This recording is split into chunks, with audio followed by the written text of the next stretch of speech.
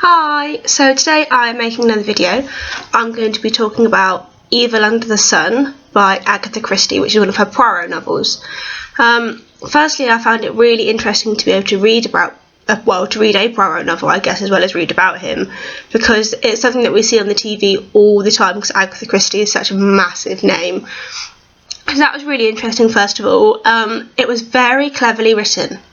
I didn't see the end coming at all, so that was really interesting, especially considering watching lots of Poirot, you tend to understand how Agatha Christie writes. Luckily, I hadn't seen this one on the TV, so it meant I could kind of go along with the novel and try and work out what was going on. It was really simply written as well, which I really liked. It's very easy to read, but that's quite classic of paperbacks written at the time. The book was written in, I want to say it was 1939. Yes, it was. So at that time, paperbacks were really readily available.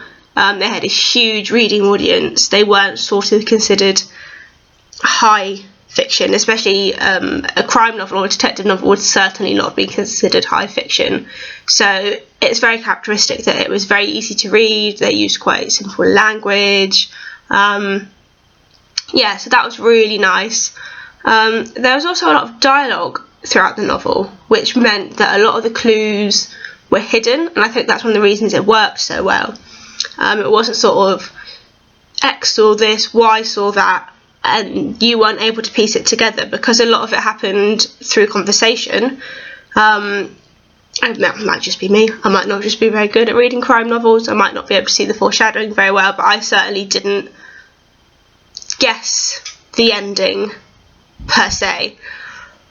From the beginning of the novel I thought, oh, it could have been this person, but the way it all come together was definitely not what I foresaw happening. So that was really interesting. I also was very shocked at one part of the novel when Poirot was talking to a female character who ran a seamstressing business.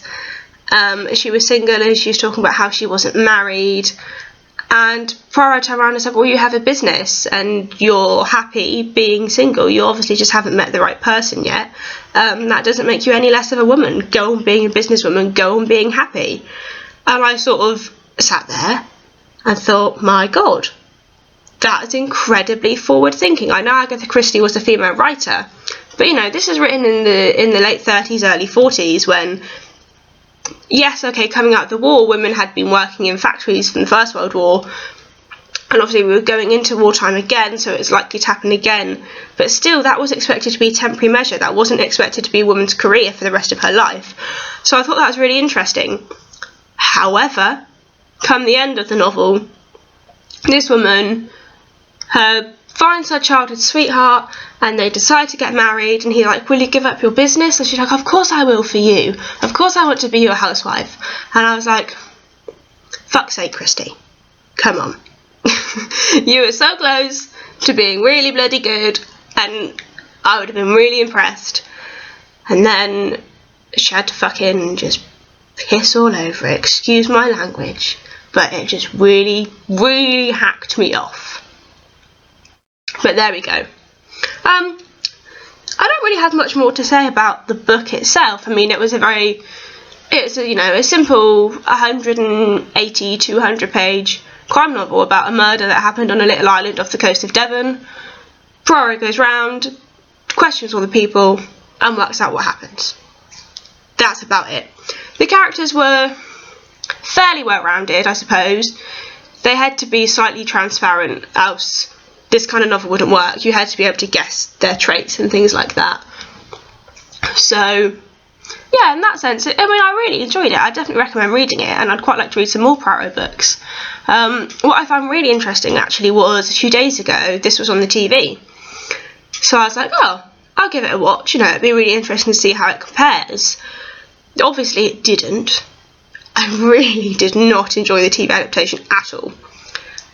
They added loads of stuff into the novel.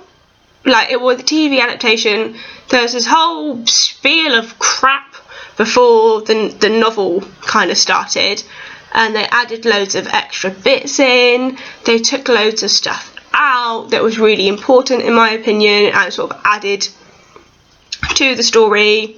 For example, the woman that's killed has a stepdaughter, and the stepdaughter absolutely despises this woman. So she gets a voodoo book out of the library and is like, I'm going to do some voodoo and curse my stepmom, and then totally believes that she killed her, and near the end of the novel ends up taking a load of sleeping pills and essentially trying to overdose. And that was completely not in the TV adaptation at all. And I understand that the TV adaptation was written, or it was made in the 80s, and that's kind of it's a very touchy subject to have in a TV programme whenever, especially, this was shown in the afternoon, so I imagine it would have been sort of tea time family viewing. However, I thought it was really important to the novel and the way it all worked, and it added such a different dimension and a different undercurrent to everything else.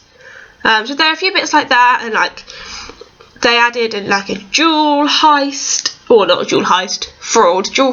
into the TV programme that I don't remember being in the book. It's been a long time since I read the book, because unfortunately I've been far too busy to make any videos.